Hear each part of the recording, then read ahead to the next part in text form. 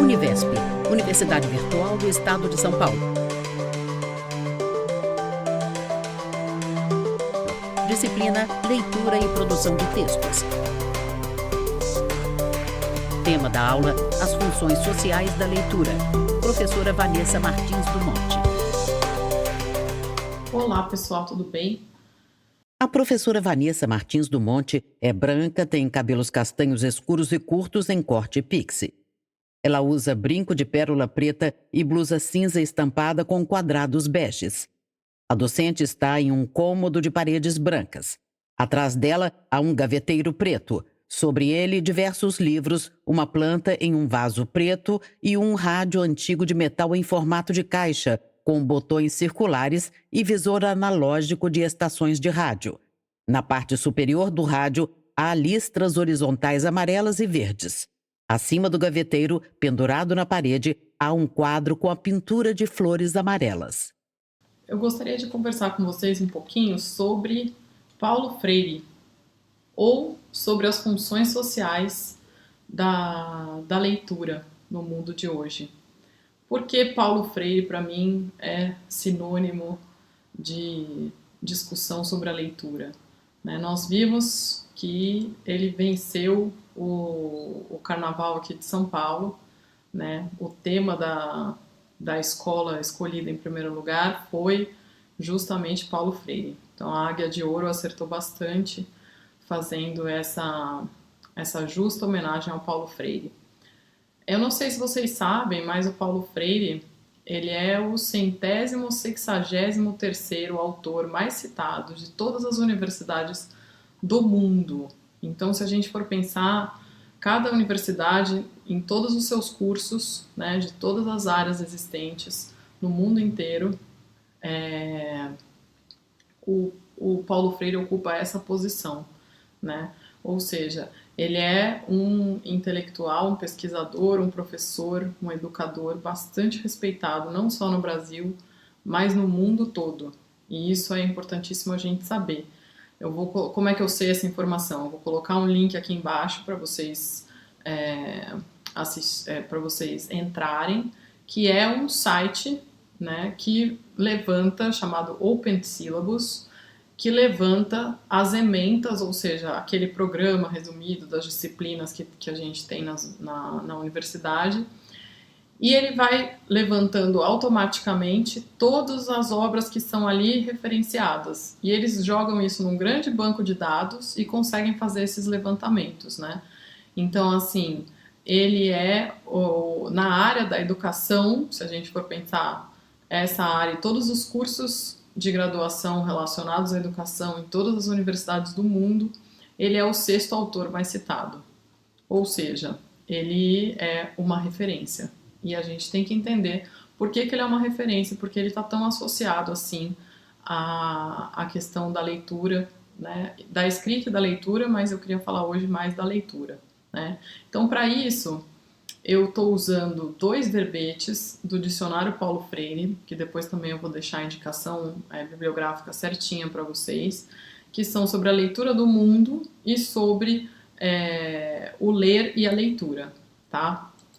Então, com relação à leitura do mundo, a gente já tem no prefácio de uma das obras mais conhecidas do Paulo Freire, chamada Pedagogia do Oprimido, que inclusive é essa obra que está em 6º lugar em todos os cursos relacionados à educação do mundo inteiro, No prefácio da obra, a autora que prefacia, Fiore, diz que a cultura letrada não é invenção caprichosa do espírito.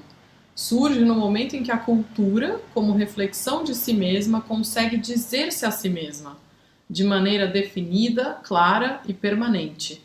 A essência humana existencia-se autodesvelando-se como história. Então, a questão da escrita, não é simplesmente uma invenção caprichosa. Comentei isso um pouco no outro vídeo, das funções sociais e da origem da escrita. Então, é a partir do momento que a humanidade e que um grupo social começa a se ver a si mesmo, refletido no mundo, mas começa a refletir sobre si mesmo também, que a gente tem a cultura letrado e que a gente tem a possibilidade de preservar, de acumular conhecimento, de criar arquivos, como eu comentei, né? Então, a leitura do mundo e da palavra é, para Paulo Freire, um direito subjetivo, né? Um direito que todos os indivíduos temos, né? Por quê? Porque se a gente dominar os signos e os sentidos, a gente consegue esse processo de humanização e a gente consegue acessar o poder e a cidadania, que são os fins últimos, né? Não que a gente queira o poder da maneira como ele está estabelecido hoje, mas que a gente queira, mas a gente quer com certeza criar uma outra forma de estrutura, né? De poder, né? Em que as chaves sejam menos de poucos, mas estejam distribuídas pela população. Então, continuando aí nesse verbete que é a leitura de mundo, a leitura do mundo da palavra é, assim, uma forma de humanização. E se a gente for pensar na palavra do oprimido, há um olhar, né, uma sintaxe que esconde alguma coisa, há ali uma ausência, né, que grita. E se a gente pensar no aniquilamento desse oprimido, né, há uma ampla bagagem de experiências feitas, né, que lhe tomam o corpo e que lhe marcam a alma, né? Então, desses enfrentamentos do oprimido, dessas sofrências, a vítima busca a necessária resistência no saber sobreviver, no saber solidário que a protege da completa rendição a que o opressor intenta submetê-la, garantindo o direito à insurgência, ou seja, a ter sua voz ouvida, a fazer diferente, né? E ele lembra sempre que ninguém lê o mundo isolado, né? Os oprimidos em comunhão asseguraram-se de manhas para não se deixarem transformar em coisas.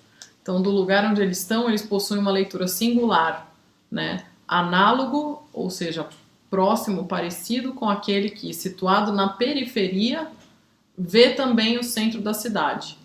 Agora, os moradores do centro da cidade dificilmente enxergam a periferia, né? Se a gente for pensar numa cidade como São Paulo, esse centro e essa periferia, numa metrópole tão grande, eles estão distribuídos, né? Então existem muitos centros e muitas periferias no sentido dessa imagem, mas normalmente esses moradores do centro, né, eles não conseguem ou não querem, né, enxergar essa periferia.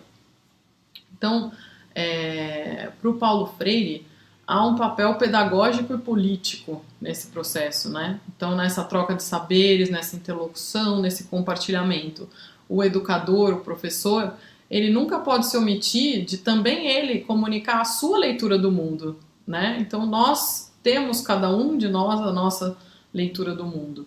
Então, se o professor sempre pode comunicar essa leitura, ele sempre pode tornar claro para todos que não existe uma única leitura possível, né?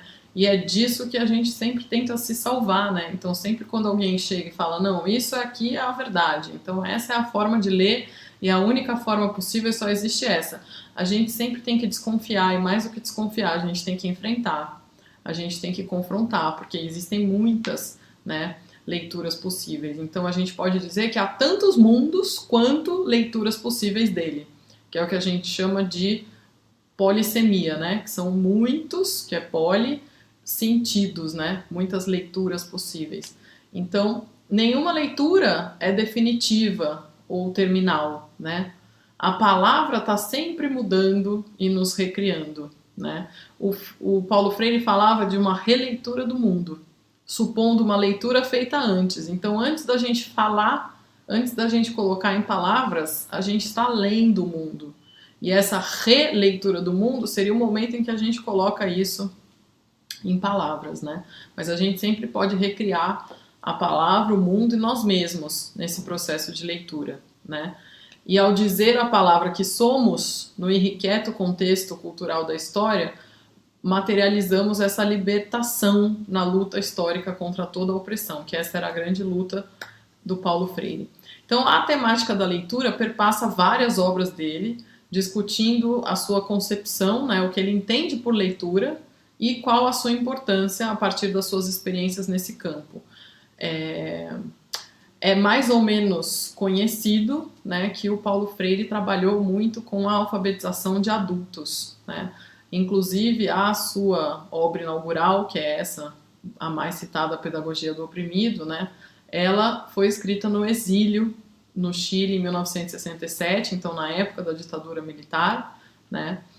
E nessa obra ele dedica atenção especial à leitura no processo de alfabetização, né? Então, ele traz uma ampla abordagem sobre a investigação dos temas geradores. Tem uma outra obra dele que chama A Importância do Ato de Ler, em 3 artigos que se completam, que foi publicado em 82, né? Que ele coloca as ideias centrais dele a respeito da leitura, né? Então, ele fala sobre a importância do ato de ler, está no próprio título, né? E ele fala da alfabetização de adultos e como a leitura da palavra e a leitura do mundo estão interconectadas, né? Então, esse livro traz vários textos que eram compartilhados com esse grupo de adultos que ele ensinava a ler e a escrever, né? E esses textos são textos que dizem sobre a realidade dessas pessoas, né? São textos que que calam fundo, né, na alma desses oprimidos que estavam ali sendo alfabetizados por Paulo Freire, né? Porque quando a gente vê textos que não conversam com a gente, né, esses textos não fazem tanto sentido. Então, se a gente vai ensinar alguém a ler, a gente precisa ensinar de forma crítica, de forma ativa, né? Então precisa ter um sentido naquilo que está sendo lido, né? Então, para ele, né, a aprendizagem da leitura e a alfabetização são questões que fazem parte, né, da educação política, porque ele entende toda a educação como um ato profundamente político, né? Ele diz lá no prefácio desse livro que eu acabei de comentar: inicialmente, me parece interessante afirmar que sempre vi a alfabetização de adultos como um ato político e um ato de conhecimento, por isso mesmo um ato criador. Assim, ele descarta a possibilidade de uma educação neutra. Não existe uma educação neutra. Existe uma educação em que há um professor que pode colocar a sua visão de mundo, a sua leitura de mundo. E essa leitura de mundo nunca é neutra. Um objeto cai no chão e a professora agacha para pegá-lo. Essa temática da leitura vai ser recorrente na obra dele, e ele vai dizer que a alfabetização deve consistir justamente em aprender a ler o mundo, a compreender o texto e o contexto. Aí surge uma das afirmações mais famosas do Paulo Freire, que talvez vocês já tenham lido, que é: a leitura do mundo precede a leitura da palavra. Daí que a posterior leitura desta não possa prescindir da continuidade da leitura daquele. Linguagem e realidade se prendem dinamicamente, né? Então, a leitura do mundo precede a leitura da palavra. Então, antes de eu conseguir ler determinada palavra ou em colocar em palavras a minha relação com o mundo, eu já estou lendo o mundo, né? Mas a posterior leitura da palavra, né, depois do momento que eu aprendo a ler a palavra, eu não posso mais prescindir da continuidade da leitura daquele. Ou seja, a maneira de eu ler o mundo, ela passa necessariamente pelo conhecimento adquirido da leitura da palavra, né? Então é sempre uma concepção crítica de leitura, né, que implica perceber as relações entre o texto e o contexto, né? E é o que denomina de leitura da palavra mundo escrito tudo junto, né? Contudo, quando ele fala em mundo, ele não está se referindo ao mundo longe de nós, e sim ao mundo imediato, à realidade próxima, ao seu contexto de vida, né? Então, o universo, por exemplo, dos adultos que ele alfabetizava, né? E são esses textos que pertencem a esse universo que ele usa para fazer o processo de alfabetização, né? Ele mesmo, falando sobre a sua própria alfabetização, num texto chamado Minha Primeira Professora, ele diz: minha alfabetização não me foi nada enfadonha, porque partiu de palavras e frases ligadas à minha experiência, escritas com gravetos no chão da terra do quintal. Existem muitos relatos de alfabetização, principalmente na zona rural, que acontecem com suportes e instrumentos de escrita nada tradicionais, como, por exemplo, com gravetos. Há relatos no interior da Bahia, no sertão da Bahia, de pessoas, adultos já, ou mesmo crianças, que aprenderam a ler e a escrever com carvão, né, em troncos de árvore.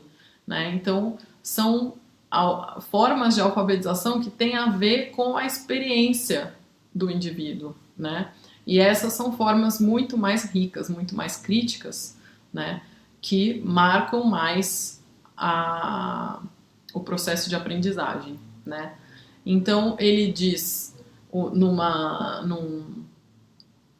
frase também bastante conhecida o seguinte: a pesquisa do que chamava de universo vocabular nos dava, assim, as palavras do povo, grávidas de mundo. Elas nos vinham através da leitura do mundo que os grupos populares faziam. Depois voltavam a eles, inseridas no que chamava e chamo de codificações, que são representações da realidade. Esse trecho que ele fala das palavras do povo, que são palavras grávidas de mundo, se junta com aquele conceito da releitura. Ou seja,